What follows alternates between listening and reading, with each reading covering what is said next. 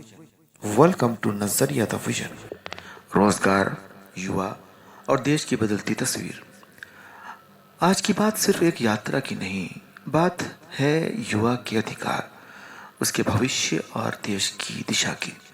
अखिलेश प्रताप सिंह जी के साथ पहले पार्ट में बात होगी एआईपीएफ के यूथ यात्रा, रोजगार, सामाजिक अधिकार अभियान और बदलती हुई जियो पॉलिटिक्स पर।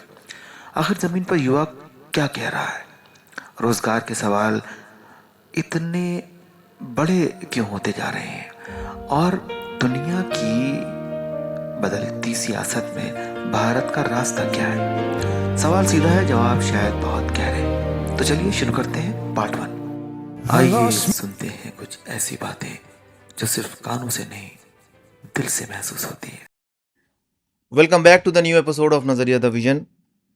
आज हमारे साथ हमारे चिर परिचित मेहमान अखिलेश प्रताप सिंह साहब हैं।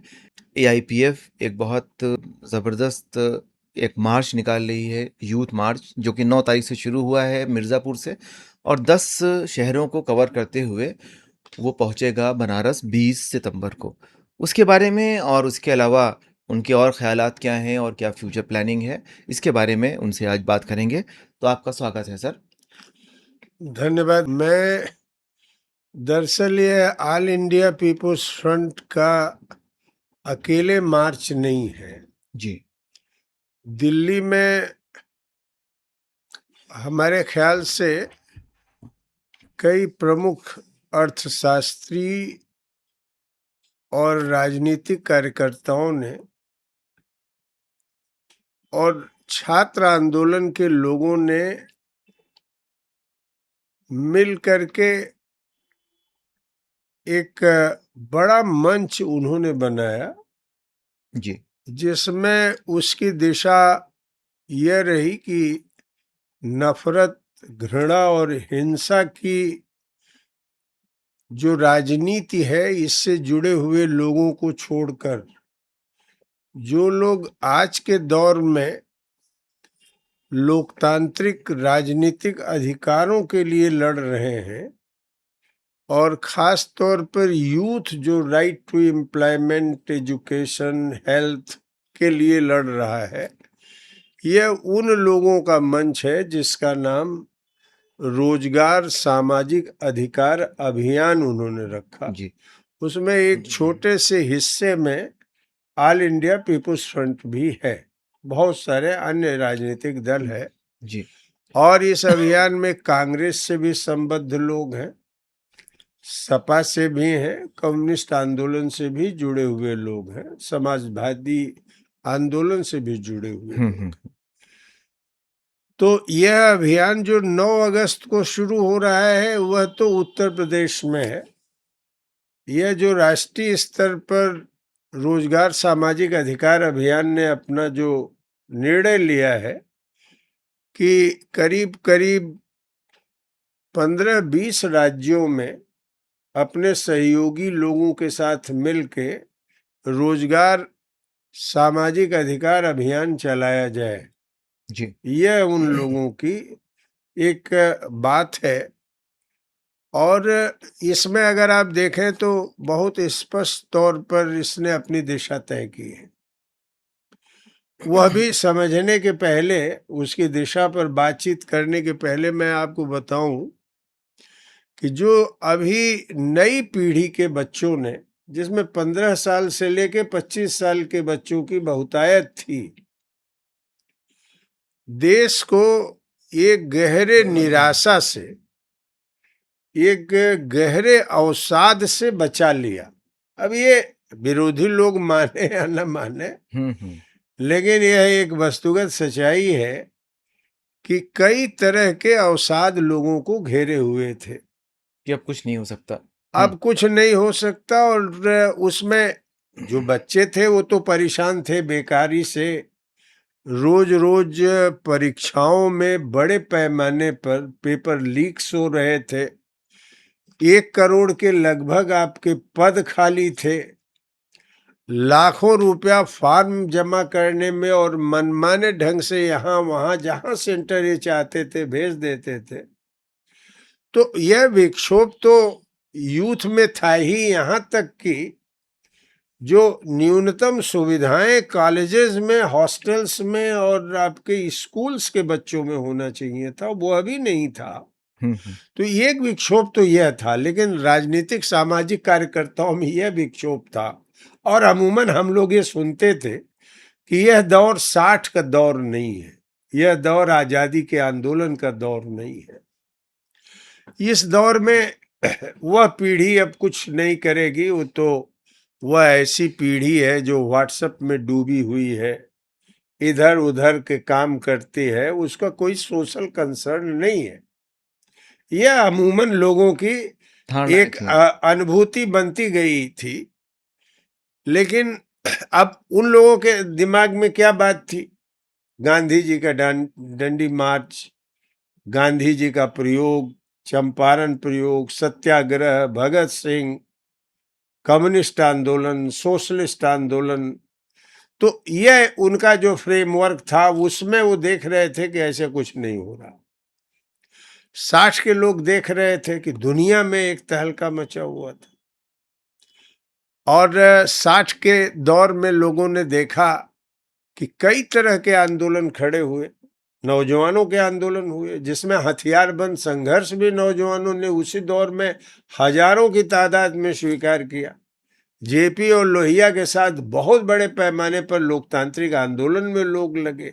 यहाँ तक कि आप देखिएगा कि भूदान आंदोलन यज्ञ में भी बहुत सारे लोगों ने हिस्सेदारी की। तो लोगों का वह एक था कि भाई ये परिस्थिति थी। अब कहाँ बच्चे हैं, अब तो खाली वही व्हाट्सएप चल रहा है, इंस्टाग्राम चल रहा है, ये चल रहा है, वो चल रहा है, अब कुछ नहीं हो सकता। इसी पृष्ठभूमि में यह सरकार ने यह सोचा कि अब हम फ्री हो गए हैं, और लोकतांत्रिक राजनीति और लोकतांत्रिक शक्तियों के दफन का समय आ गया है, और वह संस्थाओं को खत्म कर रही थी। यहाँ तक कि हमारे चुनाव आयोग को भी अपने पॉकेट में ले लिया था, और ब्लैकमेल करके यहाँ तक कि सुप्रीम कोर्ट के जजेस से भी अपने मन मुताबिक उसने निर्णय भी लिया।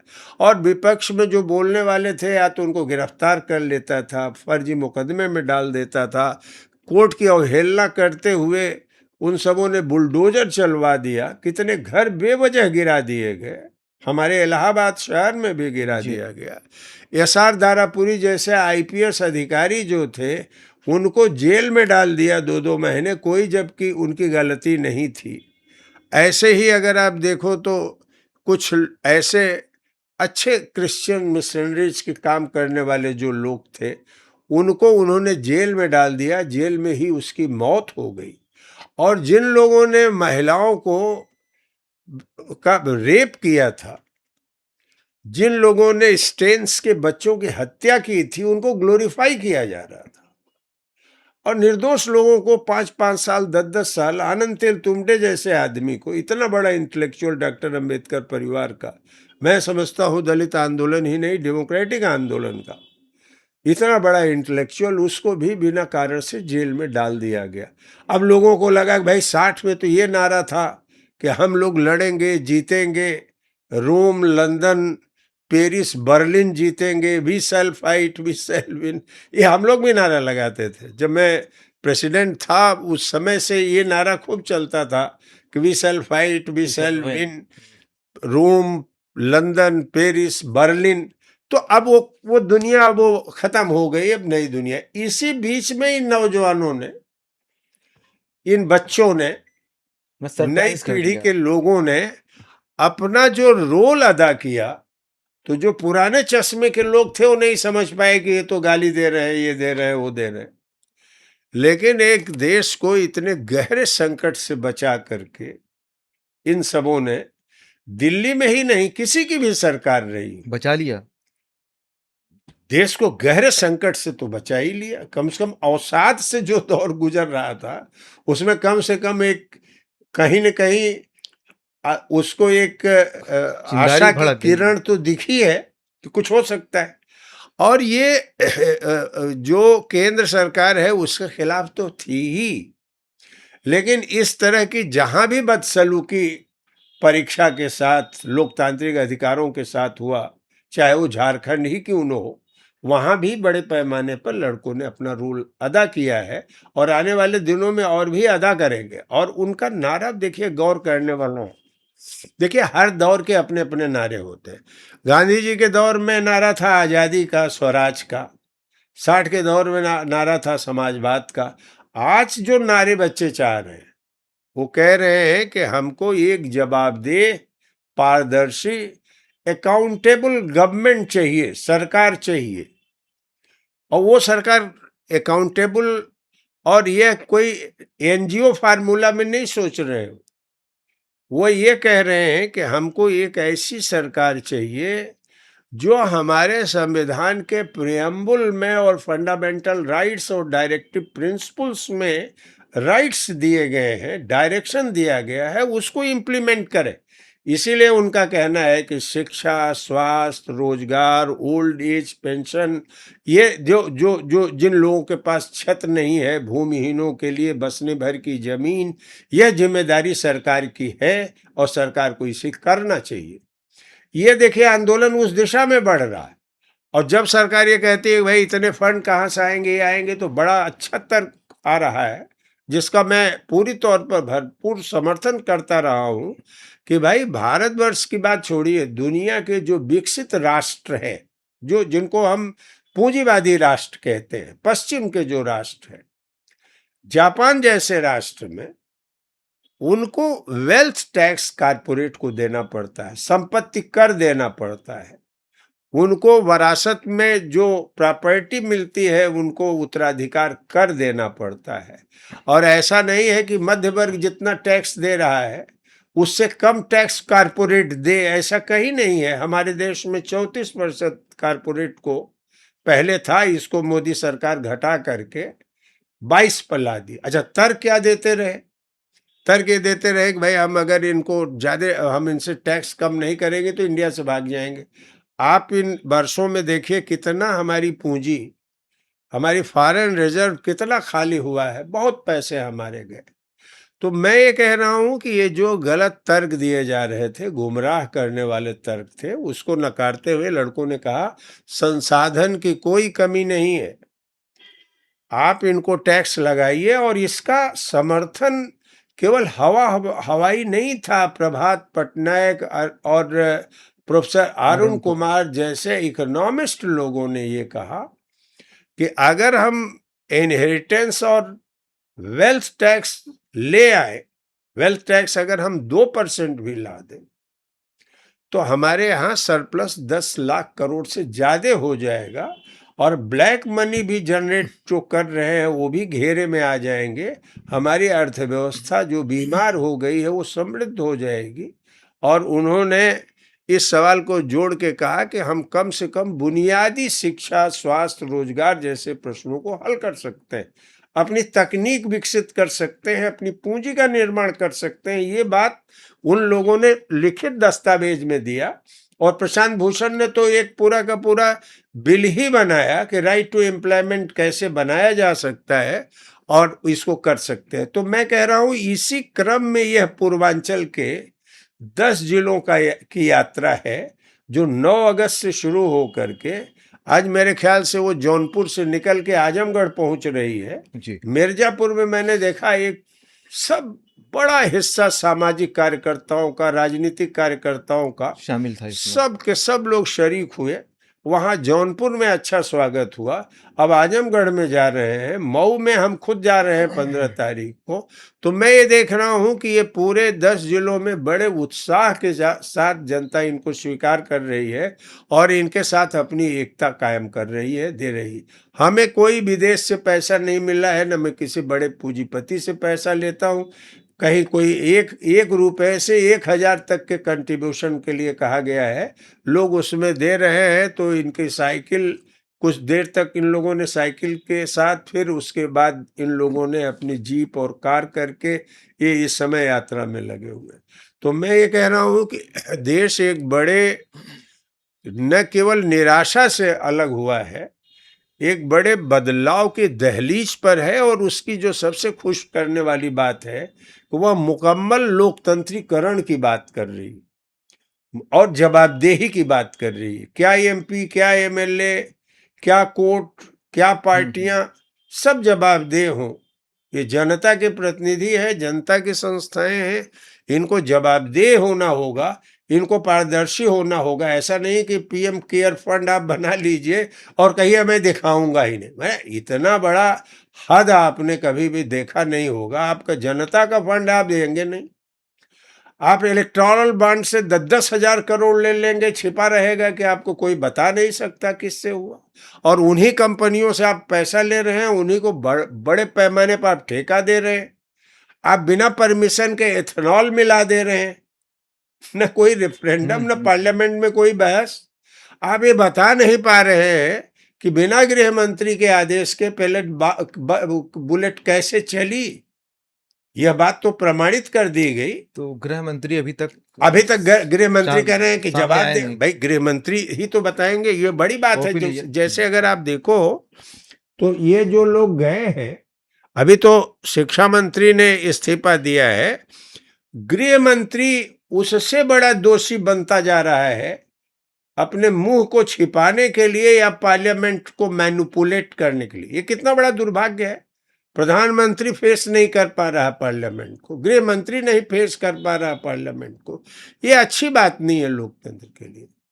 और जिन लोगों ने बैलेट चलवाया लड़कों के ऊपर, जिन लोगों ने बुलेट चलवाया लड़कों, अकाउंटेबिलिटी फिक्स होनी चाहिए। नहीं, उनको किसने दंडित चलाया? किया जाना चाहिए। वो सबसे पहले तो अकाउंटेबिलिटी फिक्स हो, उसके बाद फिर उसको सजा मिलेगी। अच्छा, जो आप अभी चला रहे हैं, एक यात्रा शुरू करवाई है आपने, तो यूथ से जो इंटरेक्शन हो रहा है आपका, तो आप मैसेज ले रहे हैं या मैसेज दे रहे हैं उनको? देखिए, मैंने तो ये कहा है कि भाई बिना सीखे हुए सिखाओ मत। जी। हमारे पास जो ज्ञान है सीमित अनुभवों के आधार पर है, सीमित अध्ययन के आधार पर है। चाहे वो समाज शास्त्र का क्षेत्र हो, चाहे राजनीतिक शास्त्र का क्षेत्र हो। ये इसमें हम सब लोग टीचर बने हुए हैं। सबसे बड़े टीचर मोदी बने हुए हैं। मन की बात से वो टीच करते हैं, सुनते नहीं है। ले आते हैं कुछ लोगों को खड़ा करते हैं और उनको अपने मन मुताबिक बुलवा करके फिर वो टीच करना शुरू कर देते हैं। नहीं, देखिए, इस पर तो यूपी में भी और इंडिया में भी एडवर्टीजमेंट में सरकारी पैसे यूपी में 2.5 करोड़ रुपए पर डे के हिसाब से खर्च हो रहे हैं। वो इसी सब में खर्च हो रहे हैं। लेकिन मतलब जो असली जो मुद्दा है नहीं, कि इसको आप अच्छा उठा रहे हैं। जी। मैं कह रहा हूं कि भाई गोधरा कांड के बाद मोदी को बिल्डअप करने में इंडिया का कारपोरेट और अंतर्राष्ट्रीय कारपोरेट कितने बड़ा इमेज क्रिएट किया, जो मोदी को, मैंने जो कहीं से मोदी के अंदर वह गुण ही नहीं था।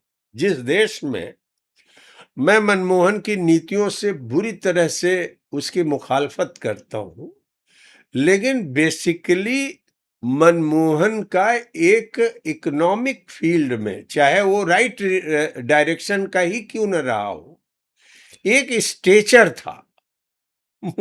मोदी जी को ऐसा तमगा दे दिया गया जिसके काबिल वो थे ही नहीं। केवल जी का तमगा, विश्व गुरु हो गए हो।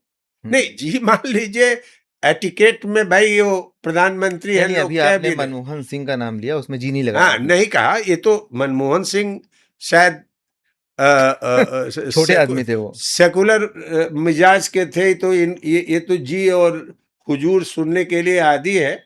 बहरहाल, मैंने ये कि अपने अपोनेंट के प्रति मैं कोई डिसरिस्पेक्ट नहीं कर रहा हूँ। अपने जो आपके विचार वाले हैं उनके लिए डिसरिस्पेक्ट है आपके अंदर? उनके साथ तो मेरा फ्रेंडली है, उनके साथ तो हमारा कामरेडली है।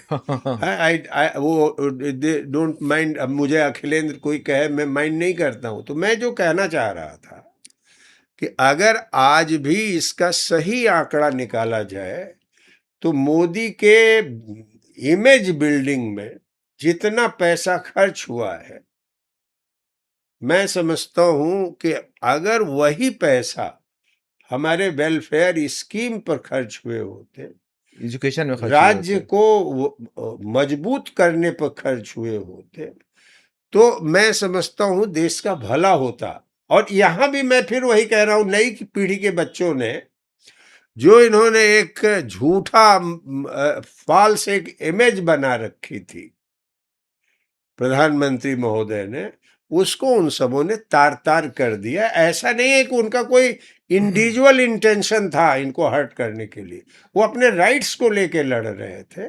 और यह काम ये जो लड़ बच्चे रहे किए हैं। हैं जी। अभी भी कर रहे हैं। और मैं महसूस करता हूं कि देखिए, यह तो संक्रमण के दौर में केंद्र में मोदी की सरकार है या राज्यों में सरकार है, ये जो मार्च यूथ का निकल रहा है, किड्स का निकल रहा है, बच्चों का निकल रहा है, नई पीढ़ी का निकल रहा है, यह केवल ये एक जो गहरी क्राइसिस है वहां तक पहुंचेगा। गहरी क्राइसिस क्या है, इसको भी हम 1 मिनट लें। हम्म। गहरी क्राइसिस ये है कि जो हमारी नई इकॉनमी है अब वो डिलीवर नहीं कर रही, उसका कंसंट्रेशन। पॉलिसी। जो नई इकॉनमी की पॉलिसी है जी, इकोनॉमिक जिसमें पॉलिसी। कारपोरेट सेंटर में है, ग्लोबल कारपोरेट उसका बड़ा बेनिफिशियरी है, वो किसी फील्ड में डिलीवर नहीं कर पा रही। चाहे एजुकेशन हो, चाहे हेल्थ हो, चाहे पेंशन हो, चाहे लोगों को देना हो, ये सिंबॉलिक वो कुछ कर रही है। ये जो इसी को रिटेन करने के लिए कि इसके खिलाफ कोई बड़ा विक्षोभ न हो जाए, तानाशाही भी जन्म ले रही। तो आज जिस जंक्चर पर हम जा रहे हैं, ये जो हमारे राज्य, जो हमारा ये नई पीढ़ी का आंदोलन है, जिस आंदोलन के साथ हम सब लोगों का उनका उनका मुद्दा ही हमारा लीडरशिप है, ये व्यक्तियों के इर्द गिर्द नहीं घूम रहा है। वो जो उनके मुद्दे हैं वही हमारे नेता हैं। आज देखिएगा पूरे आंदोलन में देखिएगा एक कोई सिंगल नेता नहीं उभरा। जी जी। नेताओं की एक वरना पूरे suppress कर जो दिया लोग जाता। जो पार्टिसिपेंट्स थे सब उसमें। लीडरशिप किसकी थी? लीडरशिप थी कि we need a responsible accountable government, जवाबदेह पारदर्शी सरकार दो। तो ये अचानक से तो मैं ये कह रहा हूं कि इस बात को यहां तक ले जाएगा कि अब हमको राज्य को, जो राज्य कब्जे में आ गया है बड़े कारपोरेट को, जो हमारे वेलफेयर स्टेट के उसूल के खिलाफ था। हम्म। वेलफेयर स्टेट गवर्न करते थे राज्यों को। अब ये जो वेलफेयर स्टेट था वो कारपोरेट को गवर्न करता था। अब कारपोरेट को फैसिलिटेट करता है स्टेट, और कारपोरेट जो चाहती है उसके लिए वो काम करता है। तो रिटर्न करेगा एक वेलफेयर स्टेट के लिए जो जनता के बुनियादी मुद्दों को एड्रेस करेगा, और जो अकूत संपत्ति जुटाने वाले कारपोरेट देसी और विदेशी हैं, चाहे वो हमारे नेचुरल रिसोर्सेज को लूट के बना रहे हों, चाहे हमारी जमीन को, जो हमारी खेती बाड़ी है उसको दाम न दे के कर रहे हो, चाहे ट्रेड यूनियंस के राइट्स को कर्टेल करके कर रहे हो, चाहे आम सिटीजन्स के राइट्स को कर्टेल कर रहे हैं। एथेनॉल जैसा ये आप पेट्रोल मिला के बिकवा रहे हैं।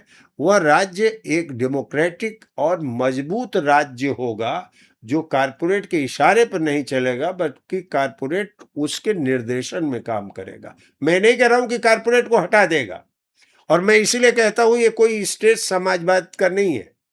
ये स्टेट एक कॉन्सिस्टेंट डेमोक्रेसी का है, एक पीपुल्स रिप्रेजेंटेशन का है। यह एक जनप्रतिनिधियों का जो राज्य है वह अपनी भूमिका का निर्वहन करेगा और जन कल्याण के लिए जो भी जरूरी कदम है उठाने के लिए उठाएगा, और उसकी मजबूती भी बनाएगा। वो किसी के ऊपर निर्भर नहीं रहेगा, जो हमारे राष्ट्रीय आज़ादी आंदोलन का सपना था, जिसमें हमने कहा था कि हम भारत के लोग ये हैं, हमारा न्याय है, स्वतंत्रता है, समता है, और हमारी जो बंधुत्व की प्रवृत्ति है यह देश में चलेगी। इसमें वैमनस नहीं चलेगा, एक समुदाय को दूसरे के खिलाफ नहीं खड़ा किया जाएगा, दमन करने के लिए ये षड्यंत्र नहीं किया जाएगा।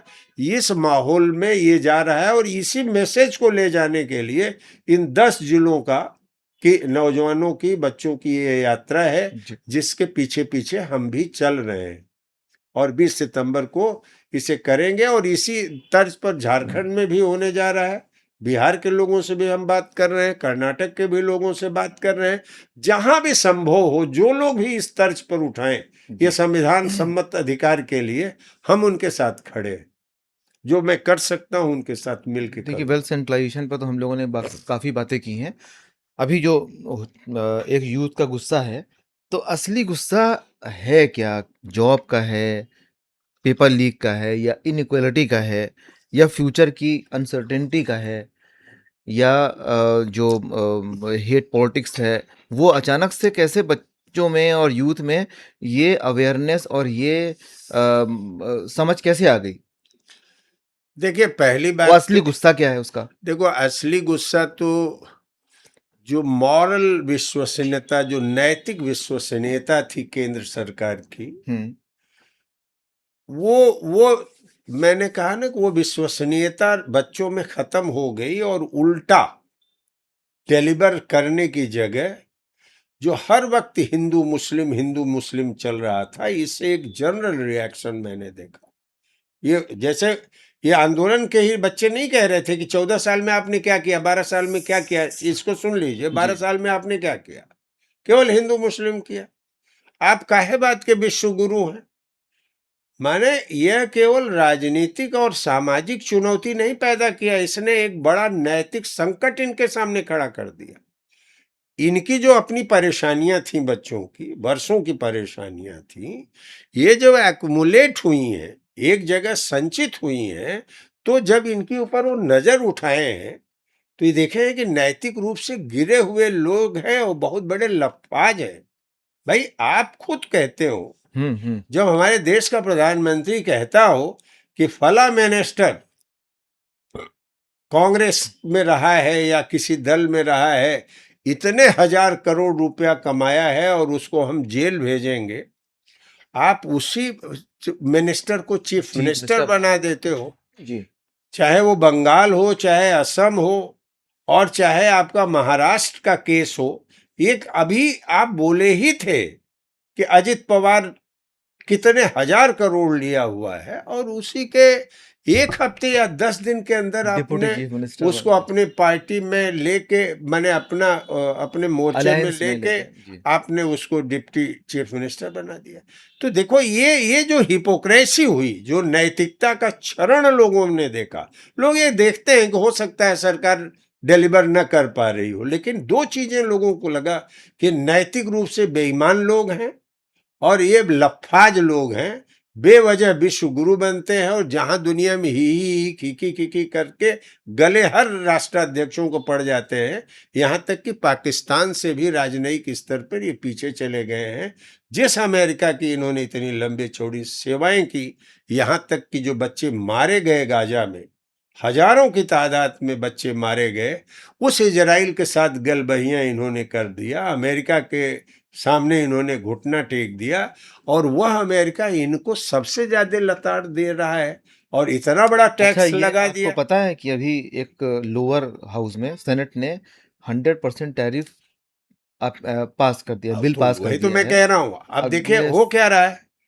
ट्रंप जो है, जो क्राइसिस इस नई अर्थनीति, उदार नीति की है, वो तीसरी दुनिया के देशों में वो भेज रहा है। चीन तो ले नहीं रहा है, चीन तो इनको लगाम लगा दिया है। जो गरीब मुल्क हैं, जो उसके एकदम शागिर्द हैं, उनको यहां तक कि बांग्लादेश को भी प्रोटेक्ट कर दे रहा है। लेकिन उसके टारगेट में इंडिया। हाँ, ये क्यों क्यों है? क्यों इसीलिए कि वो जानता है कि इंडिया को, अगर इसकी मार्केट को हम कैप्चर कर कुछ लें। ब्लैकमेल कर रहा है। नहीं, ब्लैकमेल तो करेगा ही। भाई, आप जब हम देखे, उस फाइल वगैरह की बात नहीं कह रहे हैं, जी, जी। लेकिन जब वो इस बात को कहता है कि आप अपने पड़ोस से युद्ध लड़ रहे हो, और आपकी घोषणा के पहले वो कह दे रहा हो कि घोषणा कर दी हमने उसने। युद्ध को रुकवा दिया, या राफेल के बारे में उसको पूरी जानकारी हो, वहां का प्राइम मिनिस्टर कहे कि भाई हमने अपने आप नहीं किया। भारत का प्रधानमंत्री, बात भी नहीं समझ में आती। भाई, अंबानी जो उसका बेटा है, मुकेश का भाई जी। अनिल अंबानी, उसकी पैरवी आप राफेल जैसे उसके लिए करा रहे हो, क्या मतलब है? कोई कॉमन सेंस। देखिए, ये जो मोदी ने किया, तो मार्केट एक्चुअली कंट्रोल करना। क्रिप्टो करेंसी का भी एक व्यापार, मैं नहीं कह रहा हूं कि मेन कारण है, क्रिप्टो करेंसी में ट्रंप का परिवार लगा हुआ है, पाकिस्तान उसको ओबलाइज कर रहा है, इंडिया में भी घुसना चाहता है। और ये नहीं, वो ये जिस तरह से चाहता था कि इंडिया चाइना से भिड़ जाए, चूंकि हमारे देश का स्ट्रक्चर जनमत इस बात की इजाजत नहीं देता था, तो उसने देखा कि इंडिया को, अच्छा इंडिया पर अगर वो धौंस जमा के मार्केट कब्जा कर ले तो उसका आर्थिक संकट बहुत हद तक दूर हो जाएगा। भाई हम बहुत बड़ी पॉपुलेशन है हमारी, चीन से भी बड़ी पॉपुलेशन। $500 मिलियन का पैक्ट हो ही चुका है। हाँ, तो कर ही रहे हैं ये। तो मैं ये कह रहा हूं, इतना घुटना टेकने के बाद भी माने आप उसके खिलाफ जो दूसरे देश का आदमी है, मैं कह रहा हूं कि केवल नैतिक चारित्रिक जो प्रश्न उठ रहे हैं वो अपनी जगह है। मैं तो कह रहा हूं कि जो आपकी अर्थनीति और जो आपकी डिप्लोमेसी है, एक ऐसे आदमी बुद्धिजीवी को आपने अपना फॉरेन सेक्रेटरी बना, फॉरेन मिनिस्टर बना दिया है। आप मोदी के अलावा बताओ कोई ऐसा मिनिस्टर है जिसका रिकॉग्निशन है? अमित शाह उनके छाया है और मोदी उनके बॉस हैं, इसके अलावा बताइए, उसमें सब हेडलेस लोग हैं। तो क्या आप समझते हैं? देखिए हमारा देश माने अनपढ़ हो सकता है, पढ़ा हुआ उतना नहीं है, बहुत हमारी परंपरा, अकबर भी बहुत पढ़े हुए नहीं थे, लेकिन हमारे देश की सभ्यता में एक बहुत बड़ी पूंजी ज्ञान और विवेक की रही है, जो अक्षर तक सीमित नहीं रही है। कॉमन सेंस नहीं, अक्षर, और यहाँ एक परंपरा जो वाचिक परंपरा है, वो लंबी परंपरा है, वो तीनों धाराओं में है। वैदिक धारा में भी है, श्रमण में भी है, लोकायत में भी है। और उस परंपरा को सुन के वो पीढ़ी दर पीढ़ी चली है। आज भी देखिएगा, लोग कहते हैं कानो कान खबर हो गई, केरल की बात नॉर्थ ईस्ट में चली गई। मैंने तो क्रिश्चियन महिलाओं को देखा है, कार्बी आंगलंग में मैं आम सभा करने गया, मैंने देखा सब महिलाएं सिंदूर लगाई थी। कल्चर आपका कम्युनिकेट किया वहां तक। यहीं अपने उत्तर प्रदेश में आप चले जाइए, गाजीपुर में जितनी यहाँ पर महिलाएं हैं, पठान महिलाएं, सब सिंदूर अमूमन आप इधर से गहमर से लेकर के दिलदार नगर से लेके सब परिवारों में देखिए। मैं तो रात में उन लोगों के यहाँ रुका हूँ, तो अगर ये हटा दिया जाए कि मुसलमान है तो लगेगा कि मैं अपने घर पर सोया हूँ। तो मैं ये कह रहा हूँ कि इस देश में एक हमारी अपनी पीढ़ी दर पीढ़ी ज्ञान संप्रेषण की व्यवस्था थी, इसलिए विवेक मरा नहीं है लोगों का। टाइम लेता है जरूर। ये लग गया था लोगों के कि भाई कांग्रेस ने तो हद कर दिया, अब कांग्रेस को जाना चाहिए। ये चौतरफा हो गया है, केवल हिंदू में नहीं, मुसलमानों में भी। डेमोक्रेसी में होता ही है, डेमोक्रेसी नहीं, लोगों में आज वही होती है। आज वही बात, इतना पैसा, इतना प्रोपेगेंडा, इतना पुलिस फोर्स, इतना मिस इन्फॉर्मेशन कैंपेन के बाद भी आरएसएस और बीजेपी वालों का पैर जम नहीं रहा है। इसीलिए आरएसएस वाले घबराए हुए हैं सरकार से, अपने को दे आर सरप्राइज्ड कि नहीं, आरएसएस वाले घबराए हैं। वो कह रहे हैं कि नई पीढ़ी हमारे साथ है, लेकिन नई पीढ़ी जानती है कि आरएसएस भी बेसिकली इसका भी बड़ा दागदार इतिहास रहा है, माफी मांगने का इतिहास रहा है, अपने लोगों को ही एक दूसरे के खिलाफ लड़ाने का रहा है। गांधी जैसे आदमी को मारने में कहे हमारा योगदान नहीं था, लेकिन इनकी विषाक्त विचारधारा ने तो नाथूराम गोडसे जैसा आदमी पैदा किया ना। आप कहाँ ये इस सवाल से बच सकते हैं? तो मैं ये कह रहा हूँ कि बेसिकली ये बहुत बड़े पैमाने पर जो नैतिक इनकी प्रतिमा थी वो खंडित हो गई।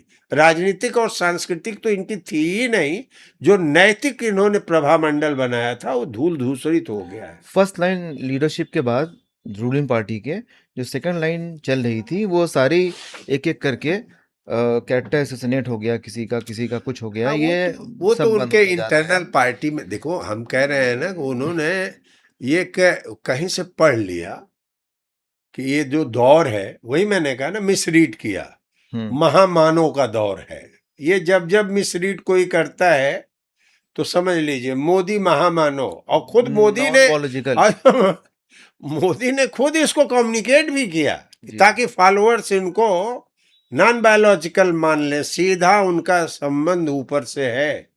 जी। तो ये मैंने नहीं, इमेज तो उसी तरह से बनी। जी। क्रिश्चियंस भी जो थे वो उनको बेटा ही माने, माने उनके जीसस क्राइस्ट को। और क्राइसिस ने किया या इस्लाम में दूत ही माने।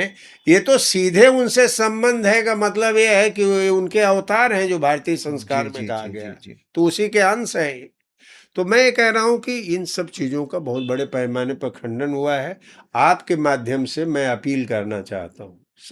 यात्रा, रोजगार और देश की सियासत पर बात हुई, लेकिन असली कहानी अभी बाकी है। आखिर जेन ज़ी के दिमाग में चल क्या रहा है?